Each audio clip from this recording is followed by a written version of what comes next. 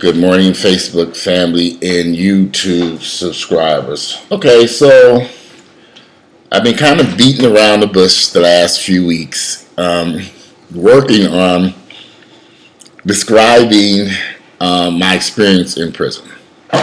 So today I'd say I'm going to skip forward a few chapters in my story and get right into the prison stories, because I think a lot of people are very interested in what was my life like as a black gay man serving time in prison. I was 19 years of age. This is a kind of a long story, so bear with me, guys. Originally I was sentenced to, I can't even remember what I was sentenced to. I want to say I was sentenced to 8 years in prison. I'm not really, was it the original sentence? Whatever it was, either 5 years or 8 years or something like that, which I knew I was not going to serve a lot of this time because I was a first-time offender who had never, ever been in trouble with the law. They originally sent me to a minimum security camp in South Georgia, and that didn't work out too well with the warden who was there, who did not want an openly gay young man at his minimum security camp, which had no guards and you could walk the streets. You gotta remember, this is 1990. This was in 1990, 1991, one of those 2 years. And so I'm at this minimum security camp. The prison warden didn't like me, so he shipped me out, wrote me up for something, insubordination, which I hadn't done anything. Wrote me up, threw me in a hole, and they shipped me out of there. And that day, I ended up at Macon CI, which was a maximum security prison in Macon, Georgia. Beautiful place. I'm not going to say it was horrible. It was a very nice place. I mean, it was well-maintained landscape. It used to be a college campus of some sort, and they converted it into a prison. So I get there, I meet a guy the first day there who's over the intake, a prisoner who is, I meet two prisoners actually, but one prisoner's name was Murphy. He was over the intake of inmates, new inmates coming in. And since I was coming in on a day which they were not expecting inmates to come in, there were really no guards there. There was maybe one guard who was kind of coming in and out of the facility, and it was Murphy, me, and the other inmate. So it's the three of us, and they're staring at me like, So through the course of our conversation, Murphy just flat out told me, he asked me, was I gay? And I said, yeah. And he was like, you what? He just said, you mine. And I was like, huh? He was like, and now, I didn't mind Murphy saying I was mine. Murphy was drop dead gorgeous. Murphy had brown eyes, he was light skinned, handsome. He was a muscular, attractive man, and he was very nice. I mean, he was really, really, really nice. Even I could tell he was a really nice guy when I first met him, because here I was a little kid walking through the door, and he had a lot of concerns. He was very concerned about me. He was trying to school me on prison life because I'd never served time before. And he just said, you're going to be mine. I'm going to move you into my dorm with you once you come out of this small, they put you in a little segregation for a few days and say, figure out, make sure that you don't have any enemies in the prison camp. You're not in any gangs, and you're not in anything that would put you in danger before they put you in general population. So I was placed in general population a few days after I completed my segregation, and I was put into Murphy's pod. Well, sort of. I was in his building. He was in another pod in the building. 4 pods in the building. He was in another pod. I was in another pod. And we would meet up. Now, this is interesting, because I'm a little kid, 19 years of age. Murphy and I had been, as a matter of fact, Murphy worked in the kitchen. And when I was in segregation, Murphy brought my food down to from the kitchen to where I was at every day, breakfast, lunch, and dinner. He brought it down there. So we were talking, and the guards it was a cool for camp where I was at. So when Murphy bring the food, we would stand and talk, and we talked for a long time. So over a period of days before I even moved into Murphy's dorm, I really started liking him a whole lot.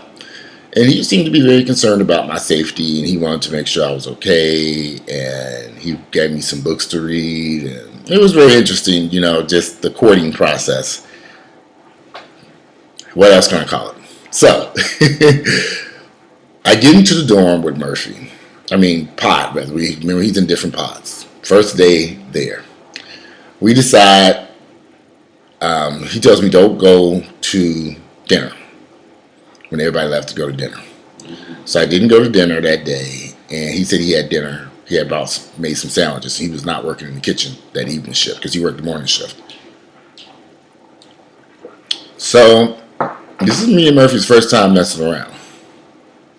And this is my first time messing around with any guy in the prison facility. And since my whole course of being locked down, which at this point I've been locked down for several months. I've been locked up for several months in the county jail and then now in prison.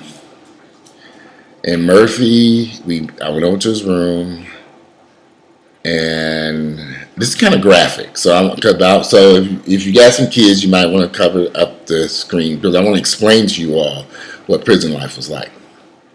But he had condoms and lube. Where he comes from, I have no idea. But he had condoms. And we just started kissing and making love. We just started making love and kissing. Now, I wasn't used to, when I was on the streets, I messed around with, I had sex with guys on the street. And I was always used to being the most aggressive person in the sexual act. Meaning I was probably the first to do oral, first to do whatever to satisfy my partner. But Murphy, that day, we were kissing, making out, and he just started licking me from head to toe. He started giving me oral sex.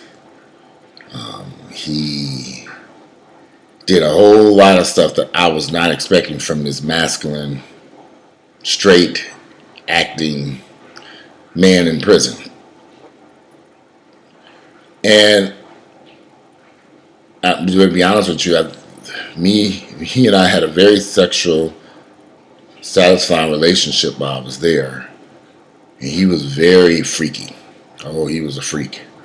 That man wanted to do all kinds of stuff in that little cell.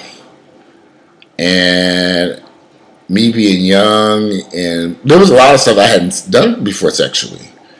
I had been experienced with men, but not in this manner.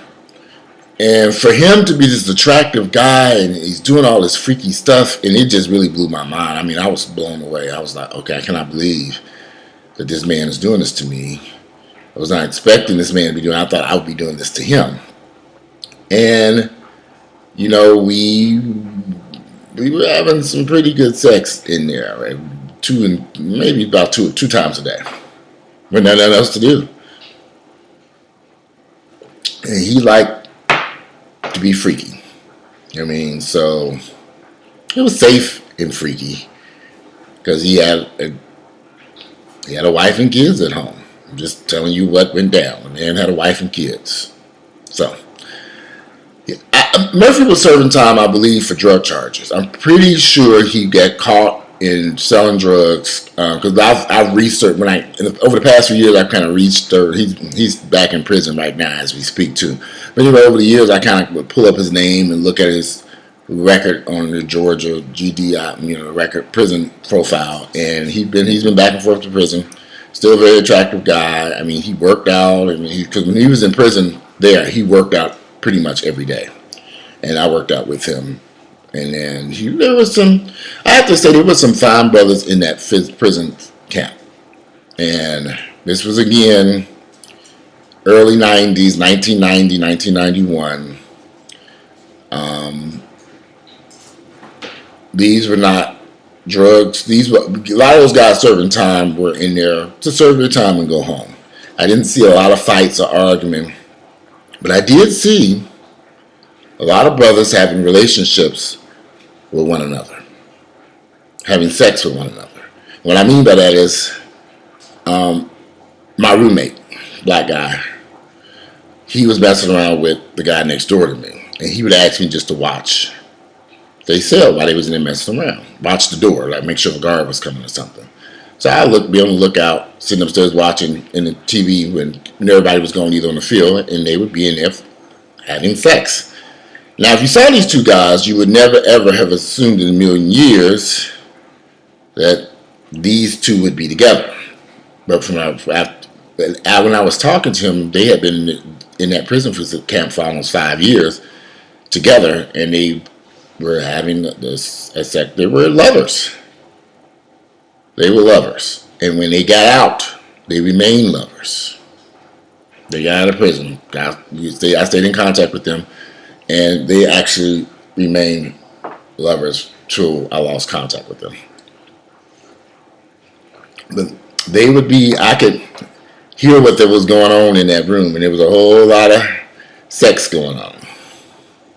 A whole lot. There's a whole lot of sex going on over this whole prison. When people tell you, now see, this is where things get tricky for me when I meet guys who've been to prison. Now, again, this was 20 plus years ago when I was at this prison camp. But everybody in there was down. They were down for having sex with a man or with me or someone else. Everybody. Even the guards.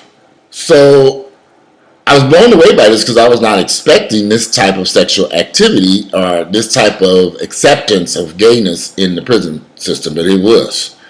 In fact,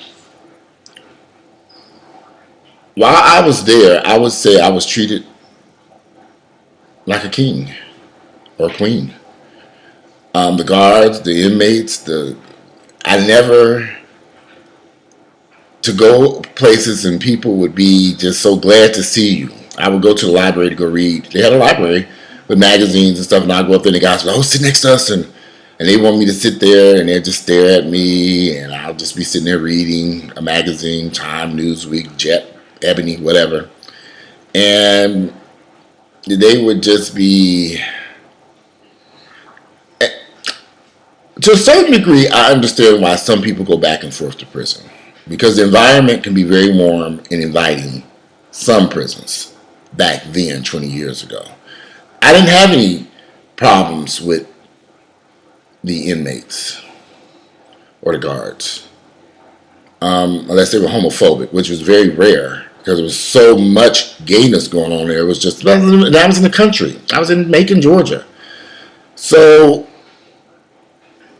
but back to Murphy and I. Murphy and I had a great sexual relationship. Murphy was the first guy who ever told me he loved me, and I believed it. Murphy, we were in prison. He bought me some tennis shoes. He bought stuff for me from the store. I had money, but he would buy stuff for me. I got special meals that everybody else didn't get from the kitchen that he made just for me.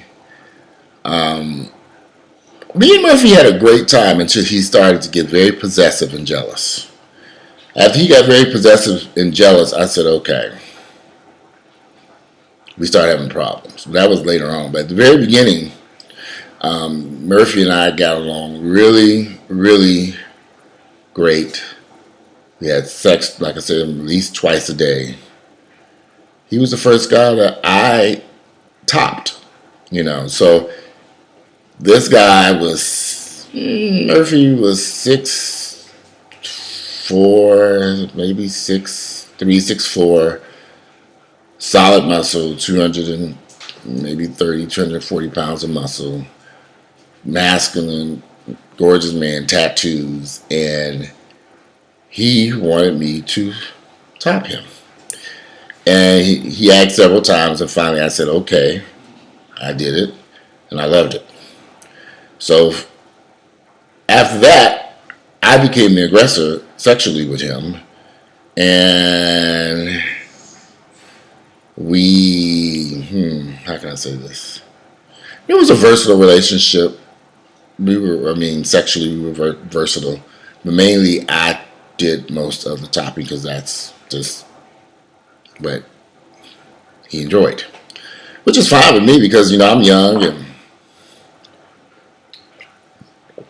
when I look back on that experience, it was quite it was how can I even say it? I mean, because you're in prison, you know, you don't have your freedom. You can't see your family members when you want to. Back then, there were no phone calls. You only had one phone call per month, and it was free. And you made that phone call sitting in an office with your counselor sitting right in front of you while you were talking to your family members. So it was not a private phone call. Now they have people can call out regularly out of the prisons, but back then, and I understand now that some prisoners actually have computers and can send messages back and forth through text, emails back and forth. I'm not sure how that works. That's what I've heard about. But Murphy and I had a great sexual relationship. It was something that was very, we were in love. And when I got out, we did attempt to continue that relationship. I got out in 1991, August of 1991, I got out of prison. And he got out the next year.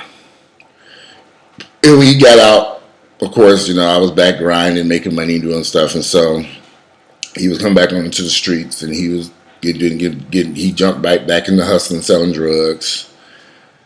And I was uncomfortable with that.